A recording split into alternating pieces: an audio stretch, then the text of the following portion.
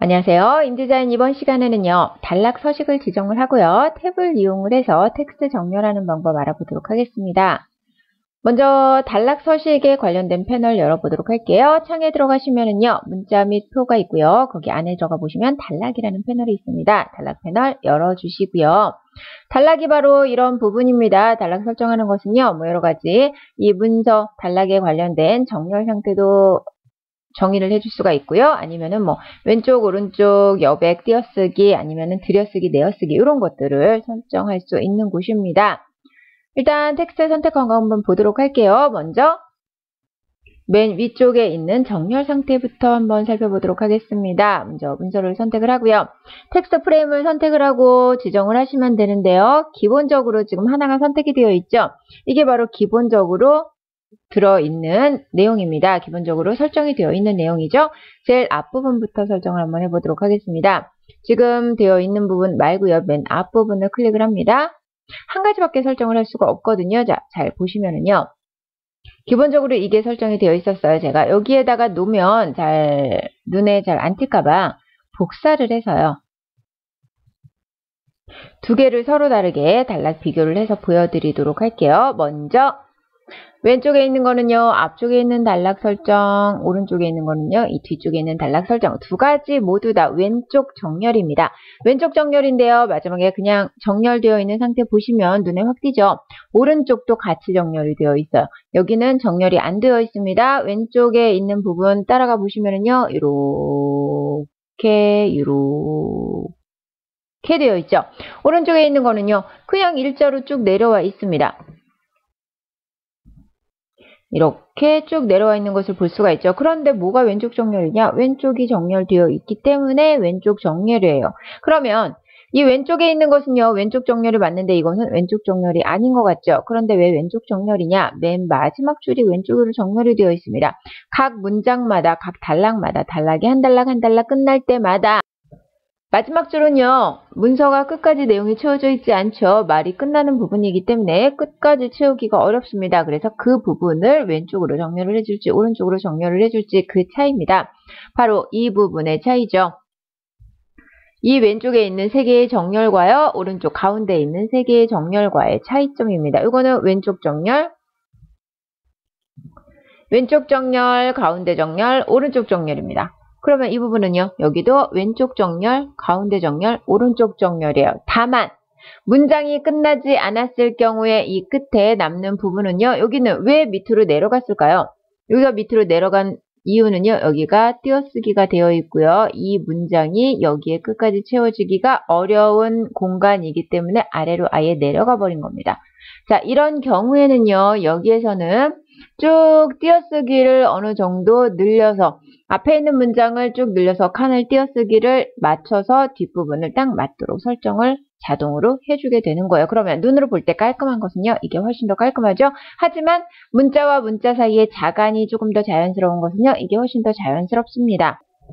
그래서 다른 부분 제가 설명드렸을 때와 마찬가지로 이것도 역시 어느 것이 좋다 나쁘다 선택할 수 있는 것은 아니고요. 그때그때 편집 상황에 맞게 가져다가 활용을 하시는 것이 좋겠죠. 자, 그러면 왼쪽 정렬, 오른쪽 정렬, 왼쪽 정렬, 가운데 정렬, 오른쪽 정렬 따로 설명드릴 필요가 없을 거라고 생각을 합니다. 제가 그냥 보여드리기만 할게요. 가운데 정렬, 오른쪽 정렬이고요. 자, 이거는 가운데 정렬, 오른쪽 정렬. 맨 마지막에 있는 문장들, 남아있는 문장들만 왼쪽, 가운데, 오른쪽으로 움직이는 것을 볼 수가 있죠. 그러면요, 하나가 남았어요. 요거는요, 이 마지막에 남은 문장까지도 양쪽으로 깔끔하게 정렬을 해주겠다 하는 겁니다. 이렇게 정렬을 해주면은요, 정말 그야말로 사각형 안에 정확하게 들어있는 셈이 되는 거죠. 자, 이렇게 했을 때는 정말 글자와 글자 사이가 제가 확대해서 좀 보여드릴게요. 문자와 문자 사이가 어떤 것은 많이 띄워져 있고요. 어떤 것은 적게 띄워져 있고요. 여기 보시면은요. 많이 띄워져 있는 부분이요. 이 문자와 문자 사이의 간격이고요. 적게 띄워져 있는 부분은요. 문자 사이와 문자 사이의 간격이 이만큼 한 2배 정도 늘어나는 걸로 확인이 되고 있죠. 이렇게 문자와 문자 사이의 간격이 지금 멀리 했는데도 불구하고 이렇게 눈에 확연하게 들어오는 것을 볼 수가 있죠. 이런 식으로 정렬 상태를 나타내주는 것이고요. 오른쪽에 있는 것 두 가지는 그러면 과연 뭘까? 자, 이것도요. 오른쪽 정렬, 왼쪽 정렬이나 마찬가지겠지만 이거는요. 그냥 단순하게 방향이 아닙니다. 오른쪽, 왼쪽이 아니고요. 재본되는 쪽. 그러니까 만약에 오른쪽이 재본이 되어 있으면 오른쪽 정렬이 되는 거고요. 이걸 먼저 살펴보도록 할게요. 자, 이 부분은요. 오른쪽에 어떻게 되어 있냐면요. 아이콘 모양을 잘 보시면요. 이렇게 돼서 여기가 이렇게 되어 있습니다. 이게 재본이 되는 부분이에요. 자, 이 부분을 잡았다고 쳤을 때 재본이 되었을 때 재본되는 방향으로 문서가 정렬이 되게 만들어주겠느냐 아니면 이거는요. 재본되는 반대 방향으로 문서를 만들어주겠느냐 우리가 일반적으로 책을 볼 때요.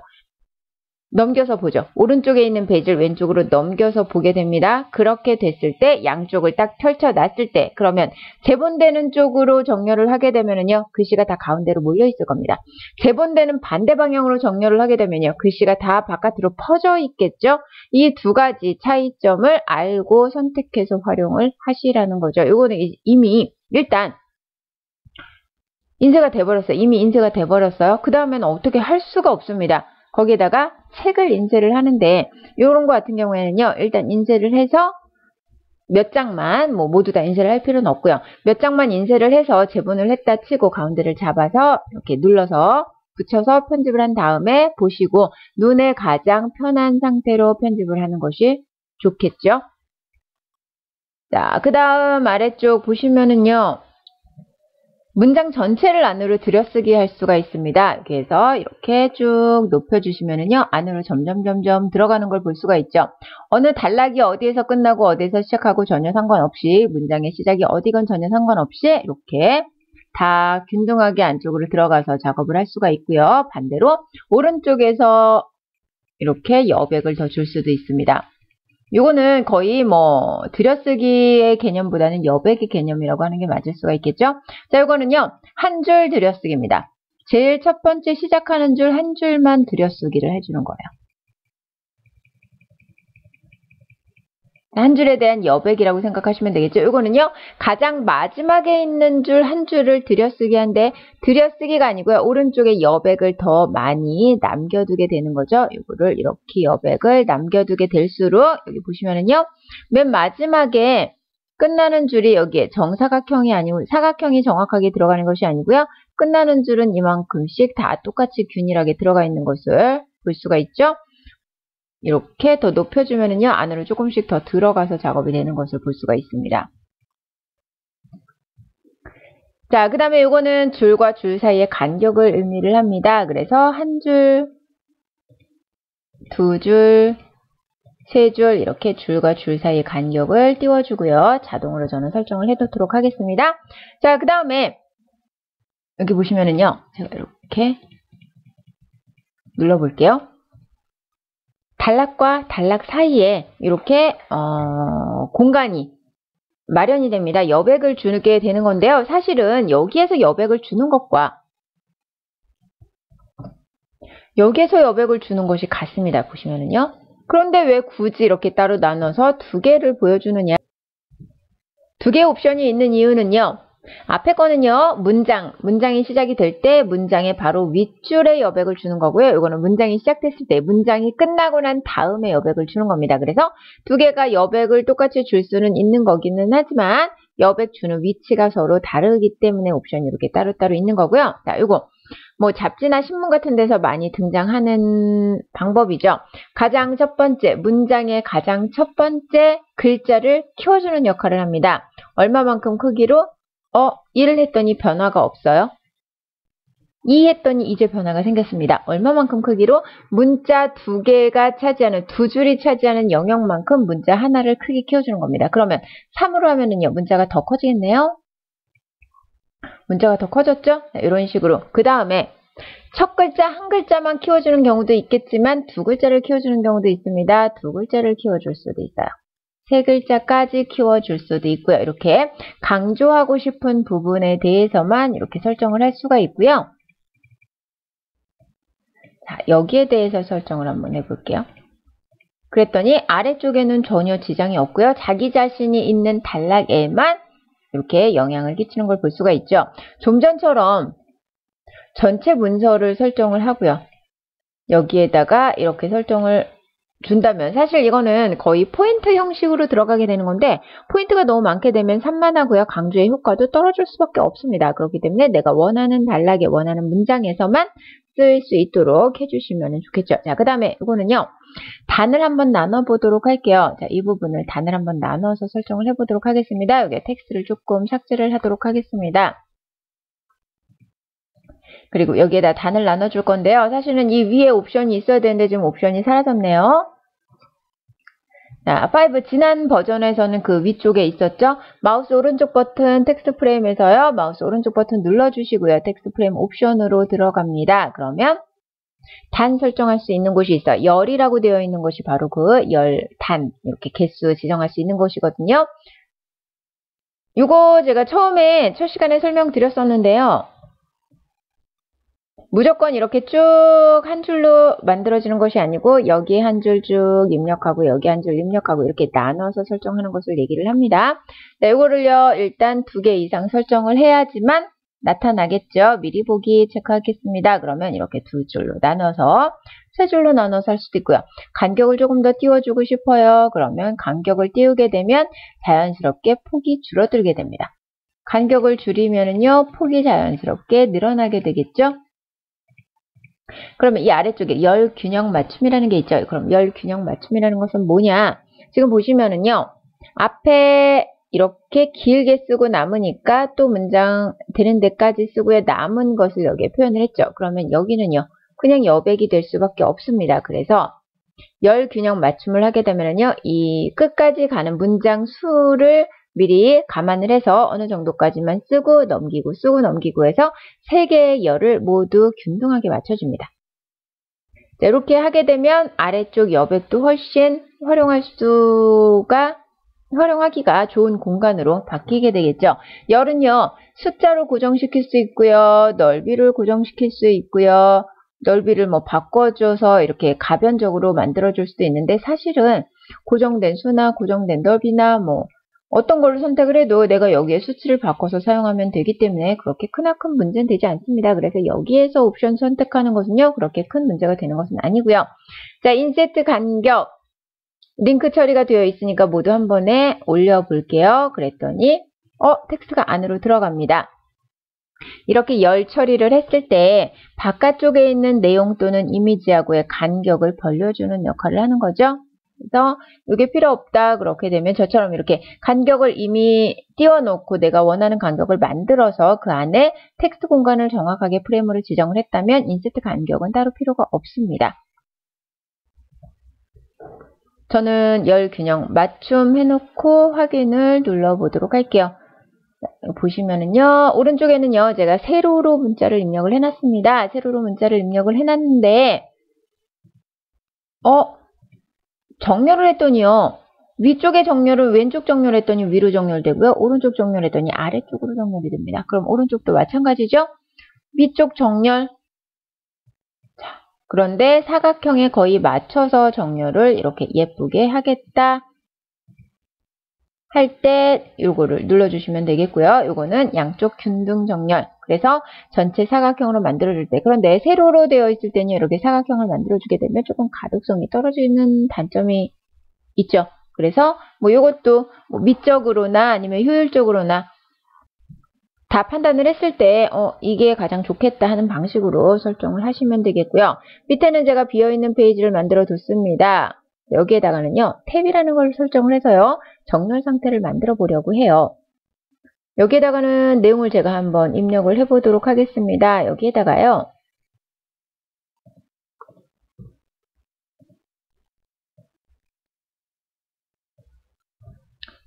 텍스트 크기를 조금 키우고요. 항목 1, 항목 2, 항목 1, 아니 2-1 자, 여기도요. 항목 1-1, 항목 1-2 이렇게 하고요. 항목 3, 항목 3-1, 항목 3-2, 항목 3-3. 자, 이렇게 만들어 보도록 하겠습니다. 그리고 나서요. 페이지를 오른쪽에다가 입력을 하려고 해요. 자, 페이지 한번 입력을 해볼게요. 쭉 띄워줍니다. 그리고 여기에다가 뭐 3페이지. 그리고 여기에다가도요, 쭉 입력을 하려고 해요. 여기에다가는 뭐 15페이지. 아래쪽에다가도 또 입력을 했어요. 한 뭐 30페이지 이렇게 해볼까요? 이렇게 했는데 이 숫자를 정렬을 좀 해주고 싶어요. 그러면 어떻게 정렬을 해야 될까? 만약에 여기에 내용이 더 들어가게 된다면 어떻게 될까요? 아래쪽으로 떨어져 버리게 되죠. 그래서 이런 경우에요. 탭 정렬이라는 걸 하게 됩니다. 탭을 이용을 해서 정확한 위치에다가 정렬을 해주게 되는 것이죠. 제가 탭을 하나를 꺼내보도록 할게요. 탭을 일단 제가 여기에다가 놓고 탭을 꺼내보도록 하겠습니다. 문자 안에 들어가시면은요, 탭이라는 게 있어요. 탭을 꺼내주시면 지금 현재 텍스트 프레임에 정확하게 딱 맞게 와서 붙게 됩니다. 여기에서 작업을 해주시면 되겠고요. 자, 탭은요, 하나, 둘, 셋, 네 가지가 있죠. 하나, 둘, 셋, 네 가지가 있는데 요거는요, 왼쪽 정렬입니다. 가운데 정렬이고요. 오른쪽 정렬이에요. 한번 해보도록 할게요. 왼쪽 정렬, 가운데 정렬, 오른쪽 정렬을 제가 차례대로 보여드리도록 하겠습니다. 여기에다가 왼쪽 정렬을요, 마우스로 탭을 눌렀을 때 어느 위치만큼 이동했으면 좋겠다 하는 것을 눌러주시는 겁니다. 그래서 여기에다가 이렇게 눌러줄 거예요. 자, 그리고요, 아랫줄에다가는요, 아랫줄에다가는 우리가 삽입 안 했는데 탭이 들어있어서 제가 삭제를 한 거고요. 가운데 정렬을 해보도록 하겠습니다. 가운데 정렬을 여기에다 한번 해볼까요? 자, 그 아랫줄에는요. 기본 탭이 이렇게 들어있죠. 오른쪽 정렬을 해보도록 하겠습니다. 오른쪽 정렬을요. 역시 여기에다가 해보도록 할게요. 자, 그러면 제일 첫 번째부터 한번 보도록 하겠습니다. 제일 첫 번째 줄은요. 왼쪽 줄이었어요. 왼쪽 줄이었으니까 여기에다가요. 탭이라고 입력을 해보도록 하겠습니다. 탭이라고 입력을 하고요. 탭을 제가 탭키를 누릅니다. 탭키를 눌렀어요. 어디로 왔죠? 맨 앞쪽으로. 왼쪽 정렬이니까요. 이 줄에 왼쪽 정렬을 하게 된다는 거예요. 자, 그러면 이번에는요. 아랫줄에요. 탭이라고 또 입력을 하고요. 탭키 눌러봅니다. 그랬더니 어디로 왔죠? 가운데로 왔습니다. 왜? 가운데 정렬했거든요. 자, 그 다음에 자, 여기 선택되어 있는 건 전혀 상관없습니다. 선택되어 있는 것이 이게 아니고요. 여기에다가는 왼쪽, 가운데, 오른쪽 어떤 거라도 다 삽입을 할 수가 있습니다. 그런데 지금 위치는 이 모양을 보고 판단을 하시는 거고요. 자, 이거는 어떤 모양을 앞으로 삽입할 것인지 선택이 되는 거기 때문에 아랫줄에다가요. 또 역시 탭이라고 입력을 하겠습니다. 그리고 나서 탭키 눌러봅니다. 그랬더니 어떻게 됐어요? 오른쪽 정렬이 됐습니다. 오른쪽 정렬이 됐죠? 그래서 다음에 탭 이동해서 올 문자가 정렬이 될 건데요. 내가 정확한 위치를 만들어줘요. 정확한 위치를 만들어주는데 그 위치에 다음에 올 문자가 가운데 정렬할 건지 왼쪽 정렬할 건지 오른쪽 정렬을 할 건지를 만들어주는 겁니다. 지정을 해주는 거예요. 이거 상당히 중요한 내용입니다. 제가 일단 다 삭제하고요. 그러면 목차를 만들어줄 거예요. 목차를 만들어줬는데 제가 지금 만든 거를 다 봤더니 어떻게 해요? 한 줄 한 줄 다 틀린 곳에 위치를 했었죠. 같은 줄에 위치하고 싶어요. 그럼 방법은 있습니다. 방법은요. 일단 여기에다가 탭키 삽입하는데 이 탭키 선택하시고요. 여기 X 좌표가 있죠. 여기에다가 90이라고 제가 적어볼게요. 90mm. 다음 줄에도요. 똑같이 왼쪽 정렬하면서 자, 요거는 삭제하려면 위로 이렇게 드래그해서 빼주시면 삭제가 됩니다. 왼쪽 정렬 삽입하면서 여기에도 역시 90이라고 입력을 해주시면은요. 똑같은 위치에 삽입이 돼요. 그런데 모두 다 같은 위치에다가 페이지 입력할 거거든요. 같은 위치에 삽입을 할 건데 굳이 이런 방법을 쓰면 상당히 번거롭겠죠. 그래서요. 자, 여기에 모두 지우기. 자, 모두 지우기해서 각 칸에 다 지금 설정이 돼 버렸네요. 그래서 전체 선택을 하고요. 전체 프레임 선택을 합니다. 그리고 나서 모두 지우기를 다시 한번 눌러줄게요. 그리고 탭은요. 자기 자신의 그 각 줄에다가 각자 탭을 입력할 경우에는 모르겠지만 전체 프레임에 같이 똑같은 위치에 입력을 할 거다. 그럼 일단 프레임을 선택하시고요. 여기에다가 탭을 선택을 해주시면 됩니다. 자, 왼쪽 정렬 해줄게요. 어느 부분에 한 이 부분 정도 해보도록 할게요. 여기에다가 자, 여기에다 하나만 삽입을 하면 되겠네요. 여기에다가 놓고요. 페이지를 이제 입력을 해보도록 하겠습니다. 그런데요. 문제가 있어요. 항목 1번이 있죠. 항목 1-1이 있어요. 항목 1-2가 있어요. 그럼 항목 1 안에 항목 1-1이 들어있는 거거든요. 그러면 이 항목은요. 두 번째 항목이 줄 서 있어야 될 것도 필요하겠죠. 하나를 더 삽입을 하는 겁니다. 그래서 탭을 한 번 누르면 이곳으로 오고요. 탭이 여러 개 있는 경우에는 탭을 두 번 누르면 뒤쪽으로 가게 되는 거죠. 한번 해볼게요. 자, 여기서 탭 한 번 눌렀습니다. 바로 앞부분으로 왔고요. 한 번 더 눌렀어요. 뒷부분으로 왔습니다. 그래서 여기에 3페이지 제가 입력을 했었어요. 왼쪽 정렬을 했기 때문에 왼쪽으로 정렬이 됩니다. 만약에 페이지 정렬을 하고 싶은데 왼쪽이 아니고 가운데 정렬을 하고 싶어요. 그러면 페이지 가운데로 정렬 상태 바꿔주시면 되겠죠. 자, 항목 1-1은요. 탭 한 번 누릅니다. 자기 자리로 왔어요. 그리고 뒤쪽에 와서 탭을 한 번 더 눌러주셔야 페이지를 삽입할 수 있는 곳이 나타나는 거죠. 여기서 탭 한 번 더 누르면요. 얘가 뒤로 가버리게 돼요. 자, 여기에서도 탭 눌러서 한 20페이지. 항목 2번 두고요. 항목 2-1번 탭 한 번 눌러주고요. 항목 3-1 탭 한 번, 탭 한 번, 탭 한 번. 이 항목이 아래쪽에 얼마든지 있어도 전혀 지장 없이 만들 수가 있겠죠. 이렇게 만들어 주시는 거고요. 오른쪽에다가는 제가 메뉴판을 한번 만들어 볼까 해요. 탭 삭제하고요. 자, 여기에다가는 포인트 조금 늘려주고요. 메뉴를요. 01번 메뉴, 02번 메뉴, 03번 이렇게 하고 여기에다 탭 정렬을 한번 해보도록 할게요. 자, 메뉴 1번, 2번, 3번 그러면 여기에 가격이 나오게 되겠죠. 여기에다가 탭을 넣습니다. 탭 넣어주고요.